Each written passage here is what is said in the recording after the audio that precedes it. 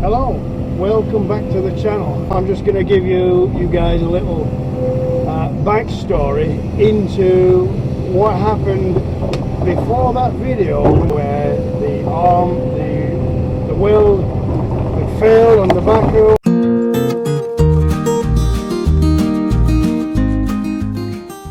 A customer called me, a customer who lives just down the road from me. He called me and he said, as you know, winter's coming, we're going to get the snow and we're going to get the wet weather, and the outside of my house is going to be a mud bath. We need it digging out and stoning up so that it's dry, so we can park vehicles on there, we can walk about without getting boots covered all in mud, and it's safe. We're not going to be slipping about in the winter time.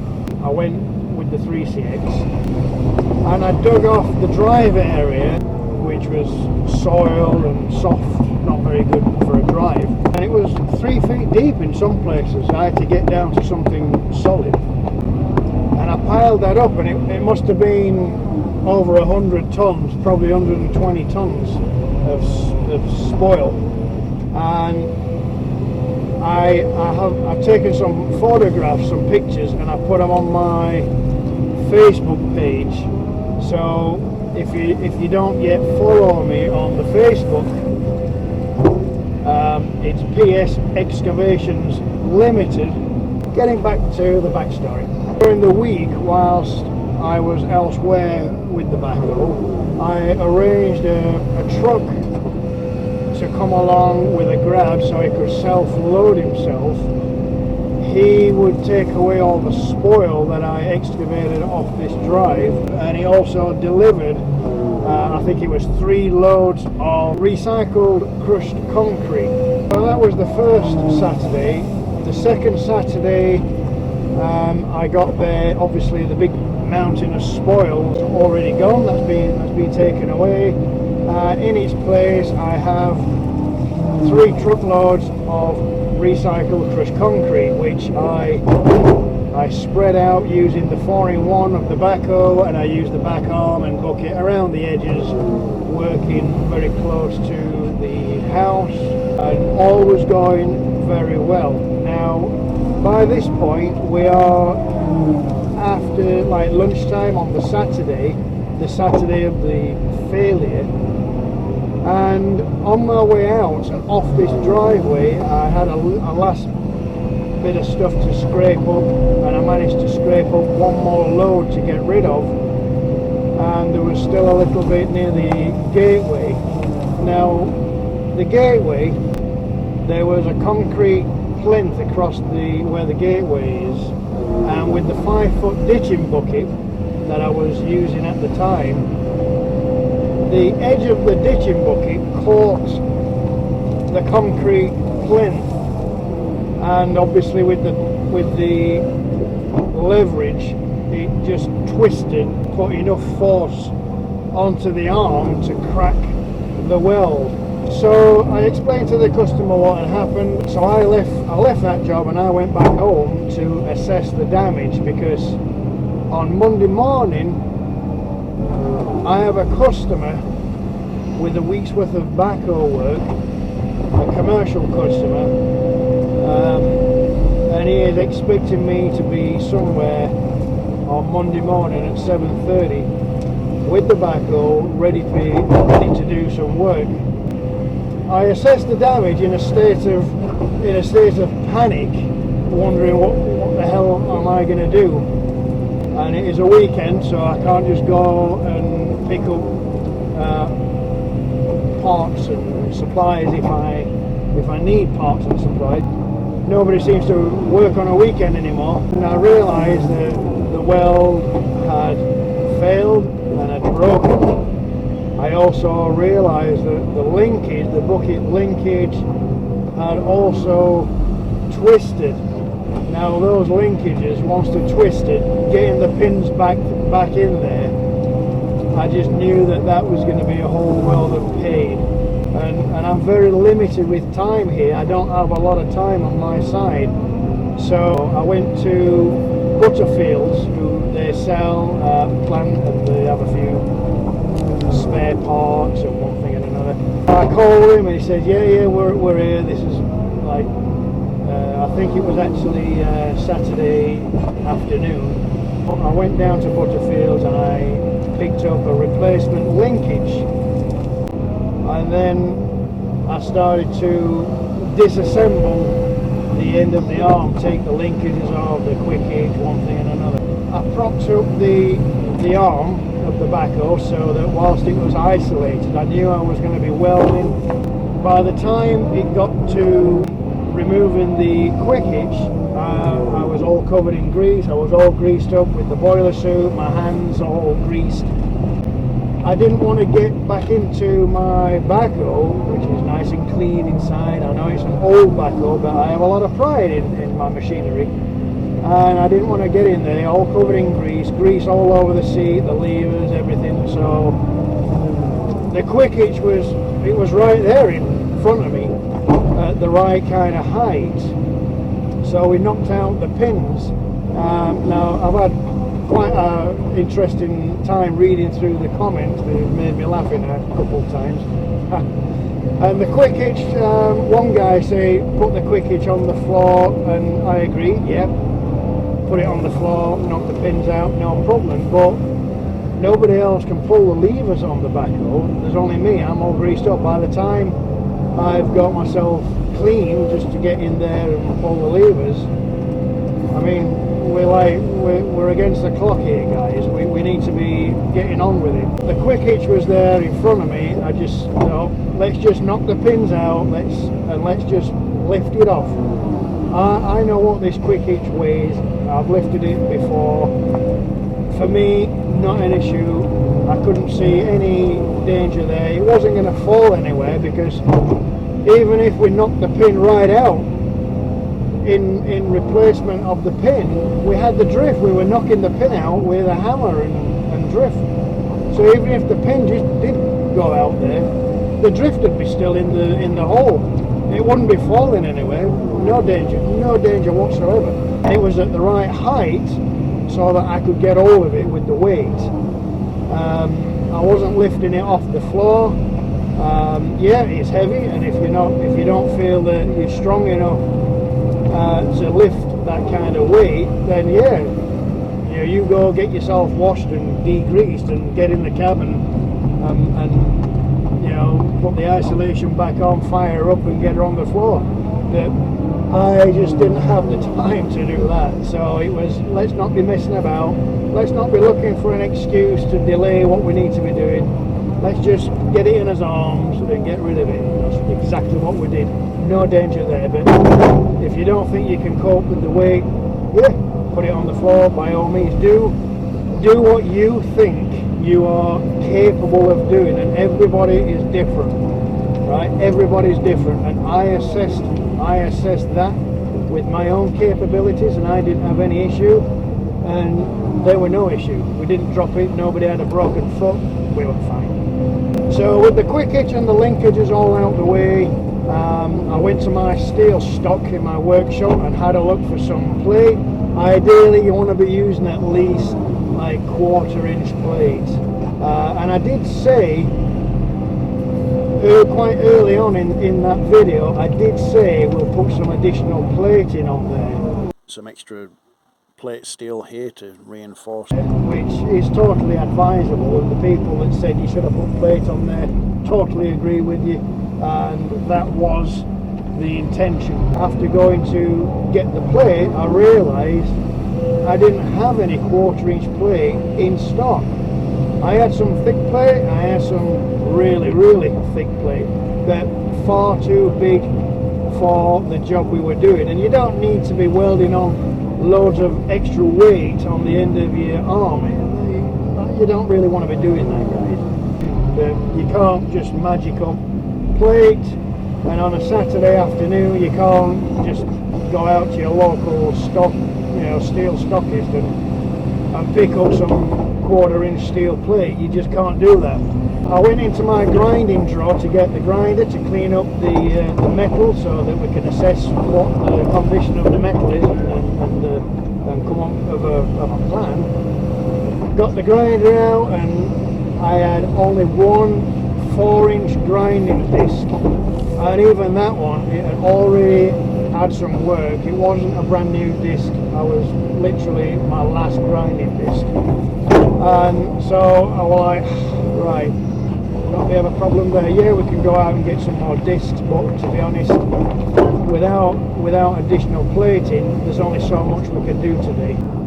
The way I saw it at the time, I had 3 options. Now, option 1 was we could wait until Monday morning, we can go out and get the 1/4-inch plate and we can do the job on Monday properly the way it should have been done, right? But I would also have had to call the customer and say, good morning customer, I'm just calling to let you know that over the weekend I've been working with the machine and I've managed to crack a weld and break it, which means I can't come out to do your job today.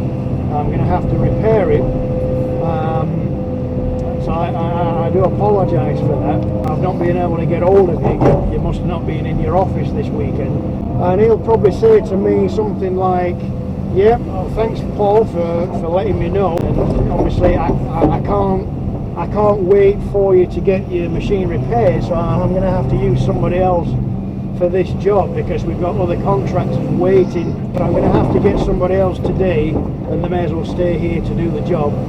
So he would hang up the phone to me, and he would pick up the phone to somebody else because he still needs a job doing. He can't wait. He's got other contractors depending on him. So he's going to pick up the phone to some other contractor and say something like, good morning, I've had another company let me down this morning, and I'm needing a backhoe loader as soon as possible. If I've got other contractors here waiting to get onto site, and this other, it's a week's worth of work, by the way.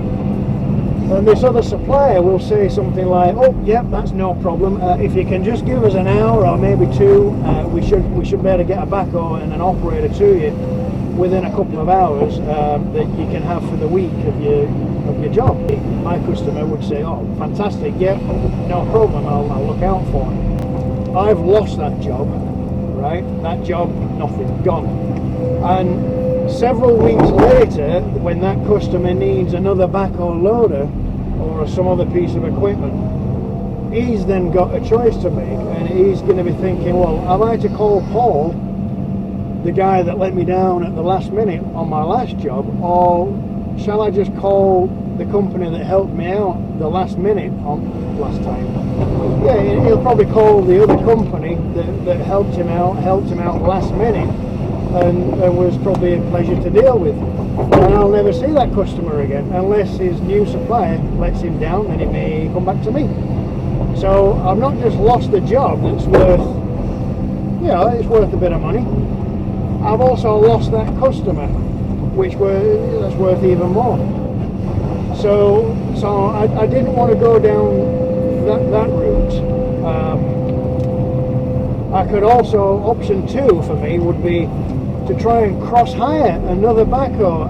I've done this before over the years. I've used many different backhoes from different companies, and I've still got to fuel that backhoe. I've obviously got to go and collect it from wherever it may be in the country in relation to where the job is. So I've got to go and collect it. I've got to drive it to the job site, and I've got to take it back to wherever it's come from, and I've got to fuel it, otherwise I'll get charged for fuel. So basically I would be doing the job just to keep the customer happy, which is ultimately the goal. We don't want to disappoint customers, but I wouldn't make anything really out of that job, because the profit out of the job, I'd be giving the profit to the company that's cross-hired the backhoe to. So yeah, although that's an option, it wasn't really the way I wanted to go. Plus, on a Saturday afternoon, who's going to be in their office looking at the phone and hoping it's going to call with somebody like me on the other end saying, can I have your backhoe for a week? I mean, that's not really, I'm not saying it's impossible, but I'd have to be wasting a lot of time to try and get hold of somebody. So that was option 2. And option 3 was to repair my backhoe in the best possible way I could at the time, so that Monday morning I could be standing in front of the customer at the right time with a piece of equipment that I felt could do the job. And I obviously went with option 3. I repaired my backhoe as good as I could. It wasn't fantastic, I'm going to admit, yeah, it wasn't fantastic, I know that, and it was never a permanent fix. It was never, yeah, that's it forever. It had to look right, and it had to do the job, and I felt that it would do what I had to do. It wasn't doing any major hard work. We wasn't busting concrete out and digging like, you know, within an inch of its life. It wasn't really too bad work. It wasn't too heavy going. I knew what it was going to be doing. It wasn't a surprise. And so out came the welder. We cleaned up the mating surfaces. We V-grooved out the breakage point. So we made a V in the breakage point, so that we could get the weld right in there, and put layers of weld on to thicken the weld, so we had a nice thick weld. And we were using 300 amps of power. I mean, 300 amps of welding power is a lot of welding power. And as you can see in the video, you can see that metal, you can see it smoking, and it was damn hot to touch. It was a lot of power in there. It was a MIG welder, as a few of you pointed out, and a few of you said, oh, you should have used a stick welder. Well, I don't own a stick welder, and to be honest, I wouldn't be confident in my stick welding abilities. If I use a stick welder on that, I'd have a sweat on all day thinking that thing's going to just break off. But I had some confidence that my 300, well, the welder I have, it's over 300 amps, but on that particular weld I used 300 amps of weld, and I had every confidence that that would hold, it would do the job, and it wouldn't cause me any issues. And we reassembled it. We even gave it a coat of paint so that we didn't attract attention to it by the customer, because we don't want the customer thinking, oh, what's gone off here. So we had to paint it, and we had to make it look right, because I was out there for a whole week doing some like topsoil stripping and one thing and another. So we had to make sure it looked right. So I did what I could, and it turned out right, because Monday morning I was on the job site. That machine did that job all that week, and Saturday it went to my other job, my Saturday job, and it did that before I had a chance to do the final repair, and it did that fine. There were no cracking, there were no failures. I didn't even have a sweat on that it were not going to work. It worked just fine. So we did that, and the best thing is, or the most important thing is, we didn't let the customer down, and that is my aim, and that is my work ethic. When I make an agreement with a customer or with anybody, it's 100%. It's not, yeah, we'll be there if we feel like it, we'll be there on Monday morning if we can get out of bed at 5 AM on Monday morning, because we've not been partying too hard over the weekend. There's no excuses. We are there whatever happens. Yeah, we've broken the arm off the machine. That's not a problem. That's not a problem for me. We're going to stick that back on, and we are going to be out there. And for those of you who watch pretty much all my videos, You remember last year I fly a paramotor and I was running across a field to take off, and I stumbled in a rabbit hole or something, and I fell over with the paramotor on my back. I ended up with a broken leg, which wasn't a very enjoyable thing. I had a lot of time off work, I spent a lot of time in bed. I soon got bored of that. It was nice to spend that time with the kids, just to be at home, and we had Teddy, our dog, and I spent a lot more time with the dog on the backyard, and I really enjoyed that part of it. But being off work for 3 months in the middle of summer, yeah, that was really hard for me. So don't break a leg, not advisable. But you'll remember the video where I had a good customer of mine. He called me, he said, Paul, I've got a job. I've got 2 jobs, in fact. They're all day jobs, and the job's for your 3.5 ton excavator. And I said, yeah, that's all right, yeah. And he said, one job is just outside London, just off the M25 in London, and the other job is in North Wales. So I was like, right. So not local, I'm in Yorkshire in the north of England, so both of those jobs were like miles away. And I said, right, that's not a problem, but before we get too involved, I need to let you know that I've broken my leg, and I've got a cast. I've got a full cast on my leg from the toes and right up, well, right up. And I said, oh, all right. And I said to him, I've been in the excavator, with the lower front window removed. I can actually get into the excavator and operate it for you. But obviously, because I've got a cast on my leg, I can't get my safety boots on, which is normally a requirement. And he said, Paul, there's only you and me on this job, so if you feel that you can get here and do the job, I can work with that.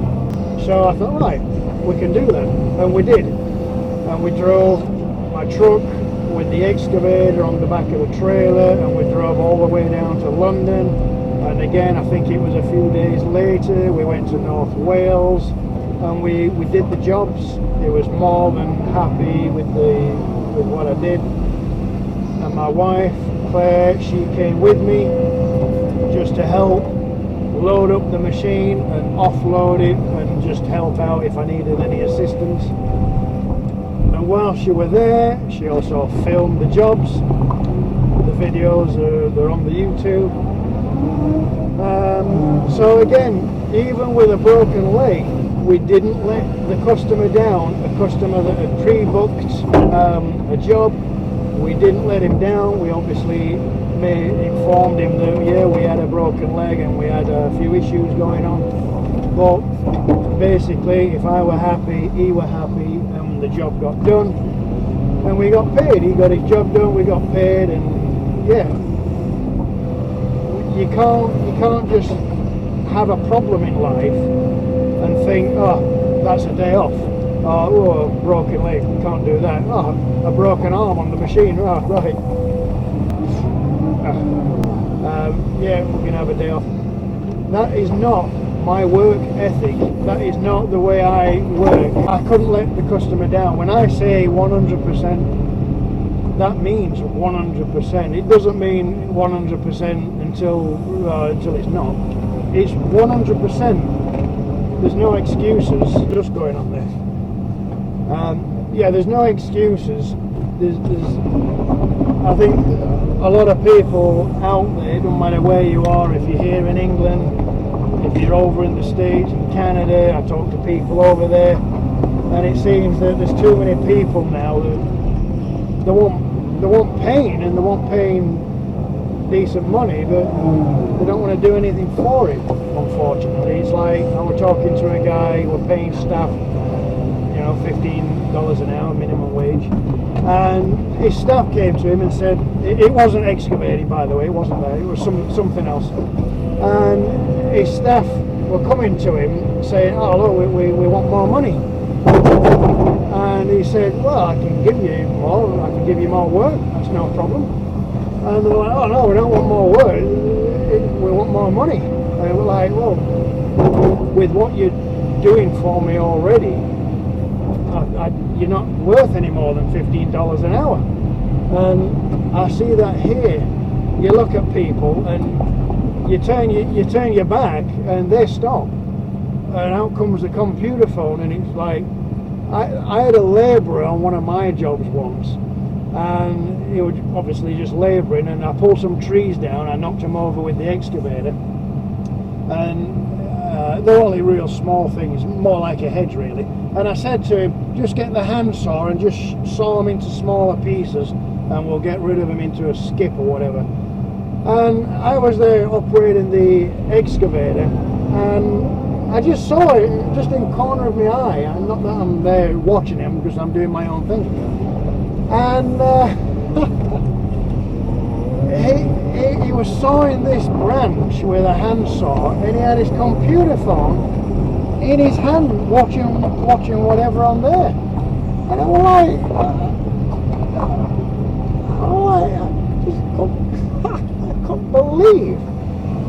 I couldn't believe what I was seeing.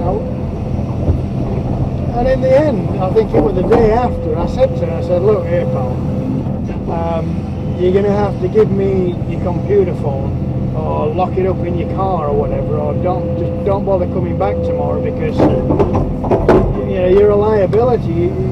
You don't know what's going on around you, because you're not looking, you're just looking at your computer phone. You're not getting the work done, you're there just standing there. And like, he did listen, and he did actually leave his phone in his car, but it's just the principle of the thing. You will never see me stop the machine, stop what I'm doing, and I'm there, we'll have half an hour looking at anti-social media, whatever it is. That is not me. I'm there and I work by myself a lot of times, and the customer, God knows where he is, he's not present, because he doesn't have to be present, and he'll give me a job to do, and I am there, I am doing that job, and I can run a piece of equipment, an excavator, a dozer, a backhoe. I can run that piece of equipment for 10, 11, 12 hours straight without stopping. It's continuously running. And that's because I don't need to stop, right? Like food, yeah, we'll have some food and we'll have a drink, but you bring food with you that you can have in your hand and you can eat it whilst you're operating, right? Excavators, they're probably the hardest, because as you can see now, you need both hands all the time, whereas, well, even a backhoe, you need two hands operating a backhoe pretty much all the time. But operating a dump truck, yeah, you can do that with one hand. You don't need a brake in a dump truck. You drive one of those things one hand. A bulldozer, again, when you're pushing out forward and you're tracking back, you've got a hand spare. You can have a sandwich in that one hand. That's not an issue.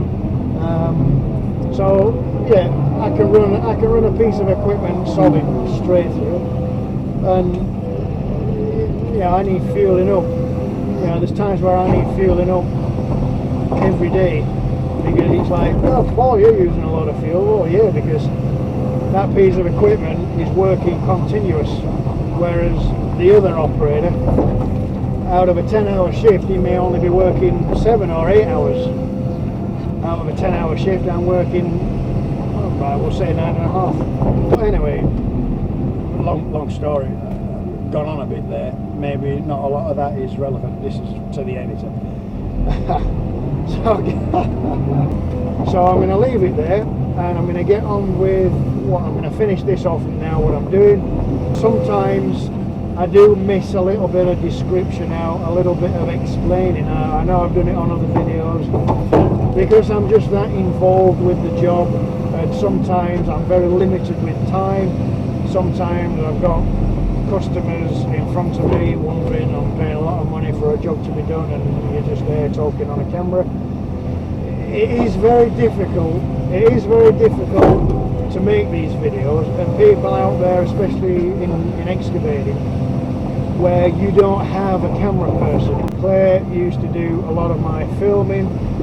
These days she's busy with her own work, and she can't always travel miles and miles and miles to a job site to be with me to do my filming. So sometimes it is the GoPro, like today we've got the GoPro stuck on the window there whilst I'm working. And as you've noticed, I'm not in the backhoe today, not in the backhoe. Thanks for watching. Remember, if you can, let's just subscribe. It does help the channel out. I really don't make a lot from YouTube, and it does take a hell of a lot of effort, takes a lot of time to make these videos. It's just for something that me, my family, friends like you guys, you can sit down on a Sunday and you can watch a video and think, yeah, that's really good. And watch a video of some old machinery still out there, still working, and watching what life is like operating old equipment, classic machinery, the repairs, which living with something classic is totally different than living with a new piece of equipment where you'll still have issues, but they're just a different kind of issue. You'll have engine lights coming on which you can't do anything about.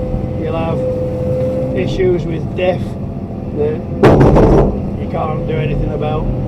You'll have other power derating because there's a sensor somewhere that's picked something up that it just thinks, I don't want to work today. You can't do anything about that either. The classic equipment where just about everything is mechanical, providing you've got the tools, sometimes a piece of wire, you can normally keep your classic piece of equipment going. And I'm not just talking about equipment. I'm talking about you guys that are running old trucks out there, old semi-trucks, old Kenworths, old Peaks, where most of that is mechanical, and you can keep those things going. You've no DPF thing going on, you've no DEF that you need to keep putting in.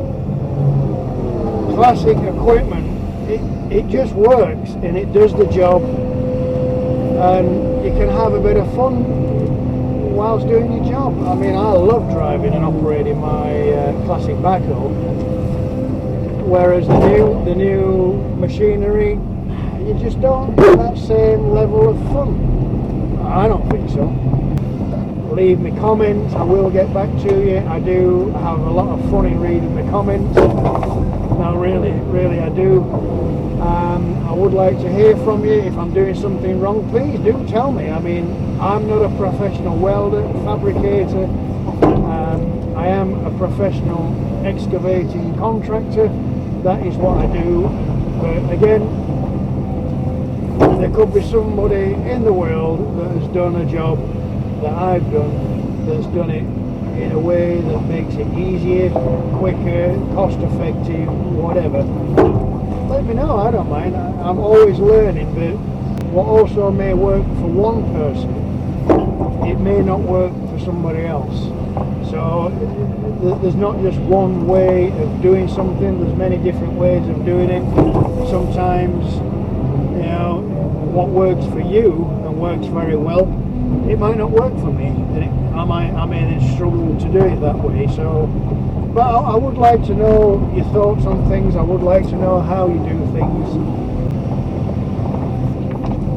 I'm going to carry on working, but you take it easy. Thank you very much. Right, very good. I'll see you later.